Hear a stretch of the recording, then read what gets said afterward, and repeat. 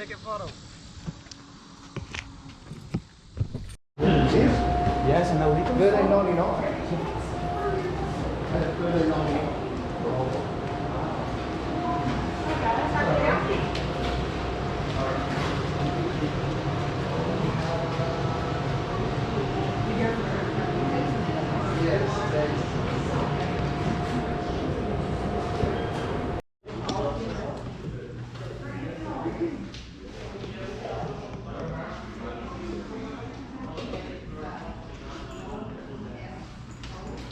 I know how much you love schools.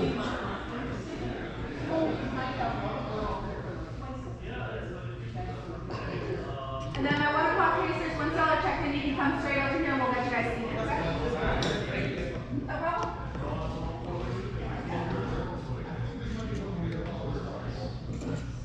Almost all of them.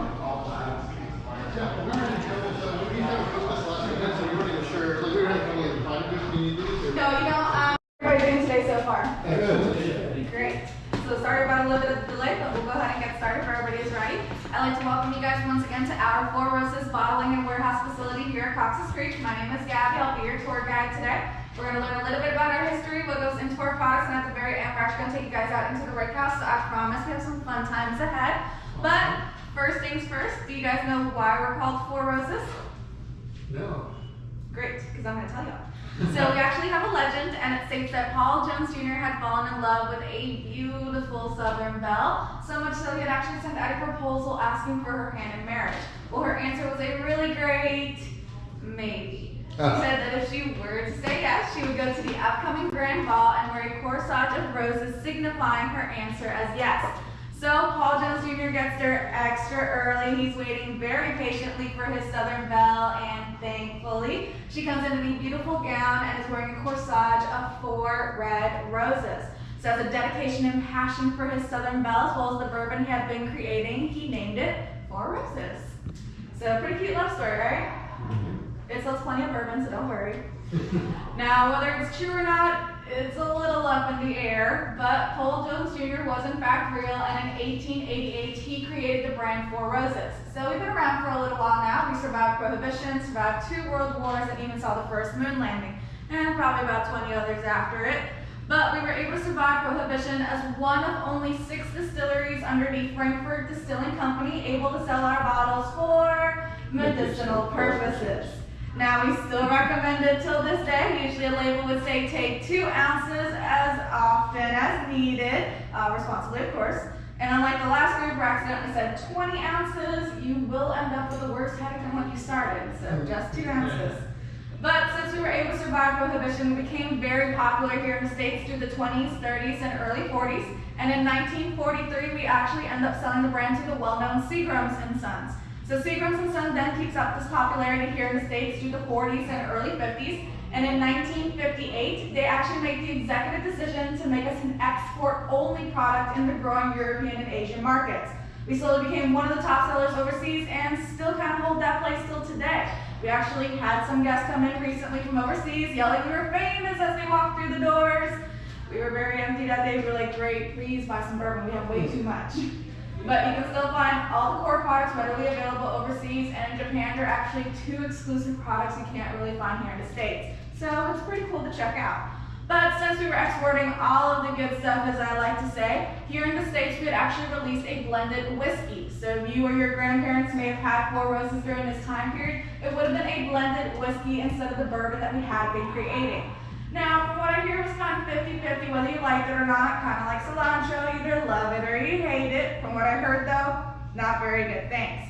Thankfully, a couple years down the road, in 2002, the Keurig Brewing Company ends up buying the brand and trademark. They rename us Four Roses Distillery, LLC, and thanks to them, 1 year later in 2003, we actually get all of our bourbon back here in the States. Thank you, Keurig. But we've been around for 135 years now, so I can't go over everything. We do, however, have a book. It's called Four Roses Return of a Whiskey Legend. It's written by our late senior ambassador, Al Young. It's got great depictions of our history during those time periods, as well as if you're drinking some bourbon and don't want to read too much, there's plenty of pictures and advertisements as well. All right, are there any questions so far? Good. All right, that is the extent of my history knowledge, so we're going to go ahead and move on. So if you guys would like to take a look up at the poster over here in the black, it's going to depict the Four Roses recipes for you guys today, and I'm going to break them down as well. So here at Four Roses, we have 2 different mash bills, and if you weren't already aware, that's going to be the cooking of our grain or the recipe percentage we use for our bourbon. So starting on the left, we have our E mash bill. It consists of 75% corn, 20% rye, and 5% malted barley. We then have our B mash bill, which consists of 60% corn, 35% rye, and 5% malted barley. This is what we consider our rye-forward mash bill. Next, we have our 5 proprietary and original yeast strains. So starting at the top, you have B for delicate fruits. Those are your crisp apples and pears. K for light spice. Those are your baking spices like clove and nutmeg. O for rich fruit. Those are your ripened berry notes. Q for floral essence, things such as honeysuckles and lavenders, and finally F for herbal notes. Those are usually in the mint family. Now, with 2 mash bills and 5 proprietary yeast strains, we get a total of 10 unique recipes here at Four Roses. We were actually the first company to ever have 10 distinct recipes, and we're still one of the only companies till today that have 10 recipes. What that means for us is that we get to mix, blend, mingle all sorts of flavors together to create our beautiful bourbon. All right, you guys still with me? Cool. So at the very, yes? So the third, or so what's the S and the O stand for? Because the That's second what one it is is now. So yeah, so all of our recipes are always depicted with 4-letter codes to them, and I'm going to break that down as well. So the first letter is always going to be an O. That will stay stagnant. That stands for Old Prentice. That is what our distillery used to be called before it was transitioned into Four Roses Distillery, LLC. Your second letter is one of your 2 mash bills, so either E or B. Your third letter will always be an S as well. That's going to stand for straight bourbon. So we age all of our products here a minimum of 5 years, so they're all considered straight bourbon recipes. And finally, the last letter will be one of the 5 proprietary yeast strains to get the flavoring profile as well. All right, any other questions? Are those ever listed on the mass market bottles? On the mass market bottles, no. The only one that does say it is the small batch select, and it's got a tag on the back of it letting you know which recipes go into it. I believe they are changing that since we got the rebrand refresh coming up. That has already been put into play. So hopefully the bottles will start coming out, and I believe those do depict the recipes on them. But if you guys ever forget them, I'm going to be talking through them today, and also you can find them on our website too. Cool. All right, any other questions? Cool, so what you guys actually came for today? The bourbon. So we've got a couple of things on the table for you guys today. We've got water crackers and oyster crackers. That'll help replenish your palate as you go through the bourbon today. As well as we also have the water droppers. The water droppers are filled with reverse osmosis water. That is the water we use to filtrate our bourbon to remove any impurities that may affect the taste. This is also, however, the water we use to proof down our bourbon. So if you guys find that the Kentucky hug is a little too tight for you today, you can always add 2 or 3 drops. That'll help alleviate some of the burn, and it also helps open up the flavoring profile as well. Lastly, we have our beautiful tasting glasses. They have 2 features to them as well. They've got the bulbous bottom. That allows us a really nice swirl of our bourbon, and that's going to help the aroma notes rise up towards the narrowed neck to get a good sniff of the bourbon. Now, we usually recommend that you part your lips slightly, inhale through both mouth and nose, that way you get the full range of aromas. As well as when we go to sip it, we'll do a small sip first to acclimate the palate, and then another to coat your tongue. But you guys may drink your bourbon as you see fit today. If you decide to shoot it back, you may do so. I will not judge. Or you can follow along, and I'll give you guys some aromas and tasting notes as we go through today. All right, you guys ready for some bourbon? Yeah, absolutely. Cool, so we're going to start on the left of the flight board today where the roses are etched into the wood, and we are going to start with our flagship product.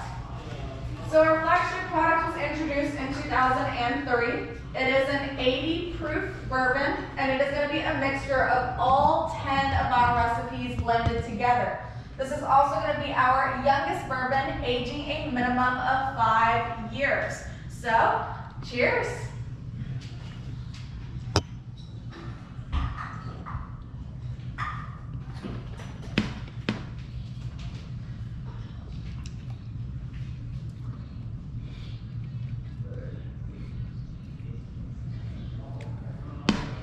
As well as our O and K yeast strains. So those are going to be your ripened berry notes and your baking spices. So, cheers.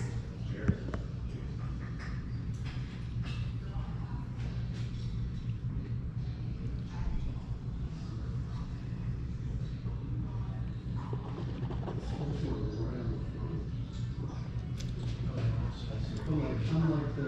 Each one you have to spice doesn't linger. That is different. It's a spicy. A little bit smoother, sweeter, Yeah. but still with the nice spices. Oh yeah.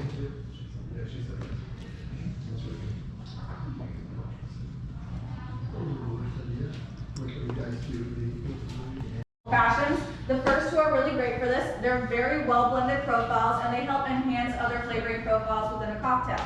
Now, specifically the small batch, the second one we had today, that was actually used for about 80% of our recipes if you look at our cocktail list on our website. So always a great one to have in stock. But if I consider the first half to be our best mixers, the second half is what I consider to be our best sippers. So if you guys like words, sorry.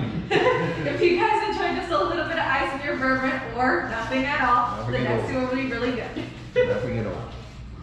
Alright, so next on the list today is going to be our single barrel. Our single barrel was introduced in 2004. It is a 100 proof bourbon and it is going to be one single recipe. This is our OBSV recipe. So B mash bill for our 35% rye and B yeast strain for our delicate fruits. However, this is going to be the oldest one we tried today. It's aged between 7 and 9 years old. So instead of those nice delicate apples and pears, you're going to get more robust profiles such as cherries and plums within it. So, cheers. So which products do you even sell that would be older than that? So we have barrel strength products. Those can range between 8 to 12 years old, but we've also done specialty releases before. So we've had a 16, 18, and a 20-year-old single barrel release. And we also do limited edition models, and we had 20-year-old barrels ready to go. Well, like this, those are special, so, you know, those be like one specific year and you decide to release something like that. Yeah. But the oldest has some maples, vanillas, a little bit of cocoa powder or pear within it. As you get into the taste, it's really nice and robust. You get those nice cherries and plums with more of a prickling spice on the palate this time, rather than the smooth baking spice we had previously. Again, this is a 35% rye mash bill, so you get that really nice prickling sensation from the palate, from the rye content itself. As well as this also causes it to be a more full-bodied bourbon. So you'll start to notice that it lingers just a little bit longer on the palate as it goes down. But I have one last thing to mention about our single barrel before we move on. You guys may have noticed that we always have a small label at the very bottom of our bottles. That is our single barrel's birth certificate. So we'll actually tell you where on the property we're picking these barrels from before we go to bottle them. We'll tell you the warehouse and entrance, what ring number it's at, how tall it is within the tier, and how deep within that tier it goes. And when we actually go out into the rick house at the very end, I'll give you guys a visual of how that works. So you can go out into the wild, find a single barrel, be like, I know where you came from. All right, you guys ready for the grand finale? Absolutely. All right, last on our list today, and my personal favorite, is gonna be the Small Batch Select. It was recently introduced in 2019. It is what we consider our fourth rose. It is a mixture of 6 of our recipes blended together and aged the same as our small batch, 6 to 7 years. So for this one, we're gonna be looking at both mash bills once again, as well as our B, K, and F yeast strains.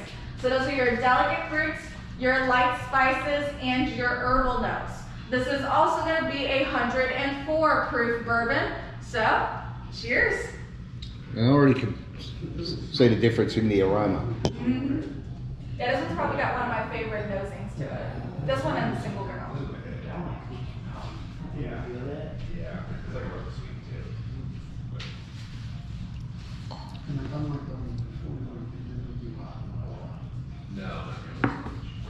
Oh yeah. This product, so they're aged between 8 to 12 years old, as well as they're going to be our way of allowing our customers to try all 10 recipes individually at barrel strength. Now, these are usually really interesting because they're aged longer. They also have very interesting profiles to them, as well as they can also be some of the highest proofs that we will sell since they're barrel strength. So we actually had one a couple of weeks back that was 125.5 proof. So pretty high bottom, but still pretty tasty. But I'll explain a little bit more about which one specifically we have today here at the end. Yeah, I'd definitely like to hear that. Thank you. Alright, so a little bit about this last one. It's what I consider a very holiday spice on the nosing. You get hints of some raspberries, clove, nutmeg, kind of imagine sipping it by the fireplace, getting those aromas in. As you get into the taste though, it's really nice and fresh. You get crisp apricots and berries with hints of some light oaks and vanillas once again from the aging profile. As well as you guys may have noticed, it lingers a finish this time. I don't want to rinse my mouth. I want to keep it in there. Yes, well, it might work. It has hints of spearmint in the finish as well as some cinnamon, so it makes pretty good mouthwash, I would say. As well as you'll notice that it sits a little bit differently on the palate. So instead of being on the top half, you feel the sensations a lot more on the sides of your tongue and even on your cheeks a little bit. You get kind of a buzzy numminess throughout the mouth, as well as it's going to have a very nice velvety, creamy texture to the bourbon itself. So this is all due to the fact that this is a non-chill filtered bourbon. So chill filtration is our process of lowering the temperature of our spirits to remove any fatty acids or organic compounds. That helps us remove any sediment or haze that may happen to the bottle once it's chilled. Now, because this is a non-chill filtered bourbon, we're allowing the fatty acids and organic compounds to help enhance the flavor of our bourbon. That's going to give that really beautiful velvety consistency as well as a really nice complexity to the flavoring profile as well. And also, this one's my favorite. All right, so do we have any favorites today? Yeah, the last one. Yeah. Last one? Small batch select. All right, we're all in agreement. I'm glad with that. Again, I do consider it a sipper, but it makes really great cocktails as well. My favorite cocktail to make with it is the mint julep, actually. That is my preferred cocktail. It makes it really nice and fresh, especially in the summertime. Although, you can also have it with a side of chocolate cake. It is really good. All right, so I did want to mention today the private select that we do have available for you guys, and that is our OESO recipe. So that is the E mash bill for the 20% rye, so it's going to be a little bit sweeter because of the higher corn content. As well as it's going to be our O yeast strain for our ripened berry notes. Now, usually as it ages longer, it does tend to change in profile quite a bit, so it's really nice. And I believe this one's also going to be at 107.4 proof. Do not quote me on that. I will double check it when we get that. So it's going to be at a pretty nice sipping proof, especially for this recipe. And it's one of our more popular and more versatile recipes, so I do recommend it if you guys want something special to take home with you guys today. And that one's going to be the one that's $99 before taxes. All right. Are there any other questions for the tasting before we finish up in here? Good. All right. So your water glasses, those are yours to keep. That is ours to you guys for spending some time with us today. They also make really great cookie stampers. They've got the cluster of roses at the bottom of them. But once you guys are ready, make sure to grab all of your belongings. We will not be coming back into this room when we leave, and we're going to head out towards the warehouse. Owned us, and we were supposed to be a central warehousing unit for 5 different distilleries at the time. Now, over the years, 4 of them did go out of service. I promise we did nothing to them. They left very peacefully. So we solely barrel, age, and bottle only Four Roses products here today. We have a total of 298 acres on this property with a total of 25 warehouses and counting. We're currently building 3 more. Now, the first warehouse ever finished on the property was Warehouse C, which y'all can see behind us here. It was finished in July of 1960 with the first barrel entering it in August of that same year. So this is the warehouse you guys get to go into today. So you guys can follow me on down. Cool. Where are you boys from? Some of us from Florida, the other half are from Atlanta. Jesus Christ, Florida. Yeah, they all flew in. Me and the guy in the front, guy in the blue, we all drove. Welcome to Bourbon Heaven. I love the smell as soon as you walk into these places. Oh yeah, best smell in there. Oh yeah. Do candles smell like this? Yeah, this is the actual story. Does candles smell like this? 'Cause I buy a candle. Unfortunately, no candles that smell like this. Oh. At least not yet. That's sad. Well, that's a good point. That makes it a lot easier. All right, so a little bit about our warehouses. They're situated on about an acre of land. They're going to have 2 different entrances to them, either a north and south entrance or an east and west entrance. So this whole hallway here is going to be the south entrance of Warehouse C. Now we put a total of 90 ricks within each entrance, so you'll have 1 through 45 labeled on the outer wall, 46 through 90 labeled down the inner wall. We have a total of 6 tiers high. This is a double ricking system of 3 and 3 barrels, as well as we can roughly fit about 22 to 23 barrels deep. Now, on average, roughly speaking, we can actually fit a total of 24,000 barrels within a single warehouse, and we roughly have about 550,000 barrels on the property currently. We have got bourbon for days, or one really good party. You never know what's coming next. Now, we age here a minimum of 5 years, as I had stated before, although on average, we're actually pulling at about 5.5 years. We look more for quality and consistency rather than set aging time. Now, 3 years into this process, however, we actually drill into the barrels to take quality samples, make sure that they're doing what they're supposed to be doing in that time frame, as well as we'll drill lower in the wintertime as bourbon's contracting within the barrel, and then higher in the summertime as it's expanding into the wood. Now, this process of contracting and expanding is how we get 100% of bourbon's color, so the beautiful amber that you guys saw today, as well as 2/3 of the flavoring profile. So any vanillas, caramels, or oaks that you guys may have tasted today would have been from the wood. Any extra spice or smokiness would have been from the char. So this is actually one of our staves here. It's a little bit of a rougher example, but we use a number 4 char here at Four Roses. It is going to be roughly, I believe, a 45-second burn.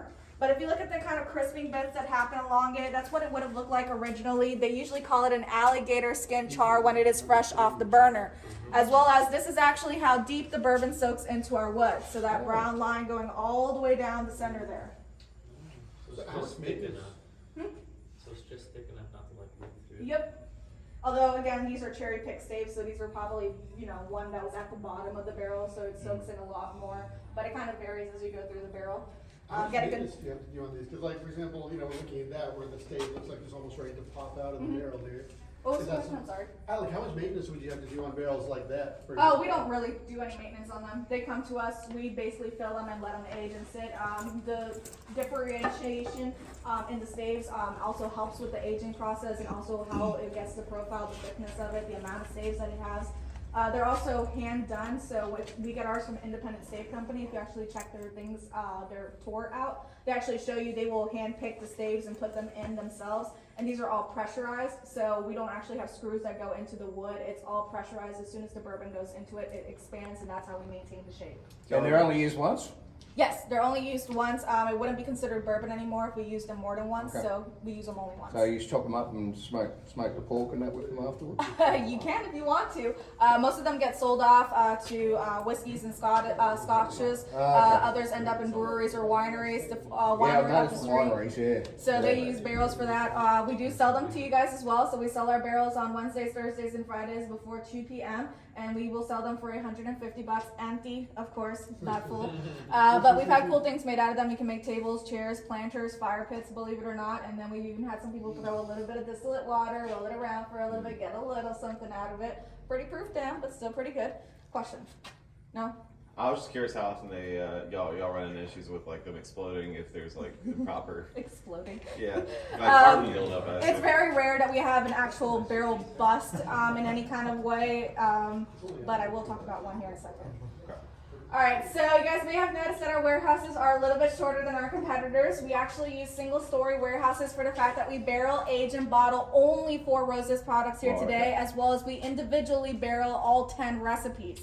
So this gives us a consistent and aging profile with very minimal temperature variation. We only have a variation of about 7 to 8 degrees from bottom to top barrel. A multi-story warehouse can range up to 7 to 9 stories high. They're going to have a 30-degree change in temperature. Most of these places only have 2 or 3 different recipes. They push them to the max, get as much product out as possible. Here with 10 different recipes, we get a very consistent profile, which allows us to blend and make all of our products later on, while also creating new products more frequently. Alright, so I wanted to mention the birth certificate label to you guys and how to read it visually. So it starts with the warehouse and entrance. This is again Warehouse C. We are currently in the south entrance. We're going to take a look at Rick 39 down here in the corner. So one whole system here is going to be a Rick. So this is Rick 39. We're going to look at the very top barrel. That is going to be barrel 6. It is the highest tier. There it goes. It'll be fine. That is the highest tier. So it is going to be barrel 6, as well as it's going to be barrel A because it is the first one in its row. Now on the label that would read CS 39-6A. That is actually a leaked barrel, and from what we know, it is most likely empty. Oh. So I love messed up barrels. It had been leaking for quite a while. We actually have a leak team, believe it or not. They come through the warehouses, try to patch it up as best they can when they can see them. They just may not have caught it in time, as well as we had a temperature variation of negative 30 degrees to 60 degrees the next day. It pretty much squished whatever was left in it. Oh. But yeah. That's why they're all like. Blackened, they've bulged out, metal has warped on a couple of them. Thank you. Yeah. But yeah. Not uncommon, but a very rare and extreme case. So what's like something like that, like you said, you're fairly confident that's empty because of where the leak is right at the bottom there. Why not? So like, why is the barrel still there? Would you not? So it would take more manpower to actually remove one barrel than if we waited for the ones behind it to actually age up to profile. Then we can pull the whole row at a time. Yeah, so basically you don't need the space as the. Yes. Yep. So yeah, we're not going to remove one barrel because we're not going to put one barrel up there again. So most likely they'll leave it there. What they'll do with it, if it does have anything at all left in the barrel, it'll most likely get dumped into the flagship. Again, it's got thousands of barrels. It can change the profile, so we want to make sure that it blends in perfectly. As well as most likely what they'll do with it, if it is completely empty or after we empty it, is they'll patch it up and then just sell it off as a regular dump barrel. How do you seal the leaks? Huh? How do you seal the leaks? It's like a poplar wood mixture thing, so they actually use wood like paste, I guess is what Like you a would call it. resin? Yeah, and that would be what gets put over it. Do you rotate them? Like that? What percentage? That's a very rare extreme case, so probably less than like 5% actually do that. Yeah. Most leakage is going to be like this, where you see seeping and stuff from the cracks because of the expansion and contraction. Do you rotate them? We do not rotate our barrels. They stay in place throughout the aging period, so we'll clock them into place with the little triangles that you guys see at the ends here. They stay there for the aging, and then after it's aged properly, we'll just pull them straight from there. I believe the only place that actually rotates barrels is Maker's Mark. Oh, okay. Yeah. As far as I'm aware, though, don't quote me on it. And you stamp the recipe here, right? Yes, so we stamp them on the head, so the little hallways are always going to have the heads facing outward so that you can actually have the lot number That's the and stamp one on on the it. bottom, like OBLK or whatever? Yes, it would be OBSK. So we do the lot number on it, the date that it was filled, what recipe it is, and obviously that it is a Four Roses product. Again, we used to have multiple distilleries here, so we still put on our barrels that it is a Four Roses product. All right, any other questions for me? All right, I got one last barrel to show you guys and we'll be officially done. Cool. Right here. All right, so this is the last barrel I wanted to show you guys today. It's a little bit different coloration, a little bit more rusted. From what I am aware, this is actually the oldest barrel in this particular warehouse, and it is a barrel from 1999. Wow. I don't know why it's here, why the specific location, or what they're going to use it for. Again, my best guess is going to be our limited edition. So that's the bottle that comes out only once a year. It's won through a lottery pick only, and the lottery actually opens up now this month, I believe mid to late August, and then the winners are announced during Bourbon Fest in September. They change the recipes for it every single year. They're going to be at barrel strength, non-chill, filtered, as well as they've even had some of our oldest barrels put into it. So our 22 edition from last year had a 20-year-old barrel blended into it. So it was really cool to see. All How right. would one join that lottery? Huh? How would one join? You would go to our website, and on the website, if it's already popped up, I'd have to double check if it has yet or not. You would fill out a survey form, and that would get you into the lottery. You do have to be present to pick up the bottles. The bottles are picked up at Lawrenceburg in the distillery. They hold them for a certain amount of time, I believe. So if you're from out of state, they'll still give you time to actually come down and pick it up. Oh, okay, so they won't mail it. Yep. No good for us, is it? All right. Any other questions for me today? Nope. Cool. So that does end our tasting experience for today. I do hope you guys enjoyed it. Once again, my name is Gabby. I will gladly help answer any other questions you may have once we head up. As well as the glasses, we'll actually wrap them for you at the registers to make sure that they're safe for your travels. Otherwise, you guys can leave me a review if you would, please. I would appreciate Gabby. it. Okay, I'll remember that one. Thank you. Otherwise, did anybody want a picture in here before heading out? Yeah. Yep. Yep. Okay.